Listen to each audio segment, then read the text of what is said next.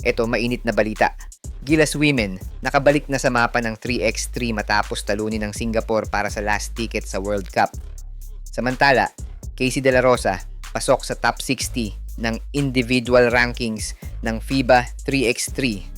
Umangat naman sa rank number 18 ang Gilas Women matapos ang makasaysayang stint nito sa FIBA Asia at FIBA World Cup qualifiers.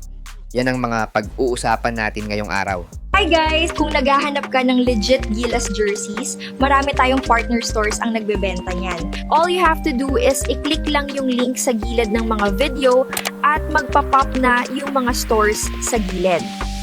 Get yours now guys at huwag kalimutan mag-subscribe kay Overdrive Highlights. Sa gitna ng tahimik pero tuloy-tuloy na pag-angat ng women's basketball sa Pilipinas, isang malaking statement ang ginawa ng Gilas Pilipinas Women sa 3x3. Hindi lang basta panalo, kundi isang comeback story sa world stage.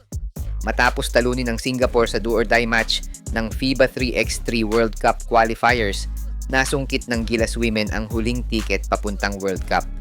Ang nakaka-proud doon, 3 teams lang kada gender ang makakapasok. At yung huling slot, literal na pinaglaban talaga ng Pilipinas hanggang sa dulo. Sa laban nila sa Singapore, pinatunayan ni Gilas Women ace player Casey De La Rosa na isa siya sa mga players ng Pilipinas na hindi dapat baliwalain.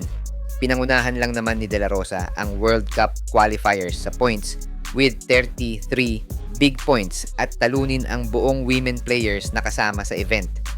Diyan pa lang alam mo na forced to reckon nga etong si De La Rosa. Hawak naman ni De La Rosa ang top 60 matapos makaipon ng 57,609 points para ilagay muli sa mapa ng 3x3 ang mga Pinay players. At mula sa pagiging underdog sa mga 3x3 event, ngayon, nasa top 20 na ang Pilipinas matapos naman nitong umangat sa number 18 sa Federation Ranking base mismo sa FIBA.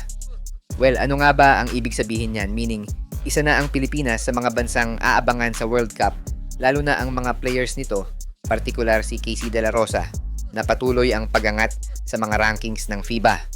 Magaganap ang FIBA World Cup 2026 sa June 1 to 7 sa Warsaw, Poland.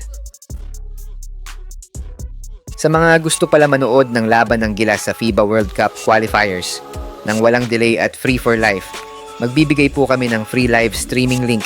All you have to do is i-like lang po ang aming Facebook at YouTube channel para mabigyan po kayo ng unlimited access sa mga sports games sa buong mundo.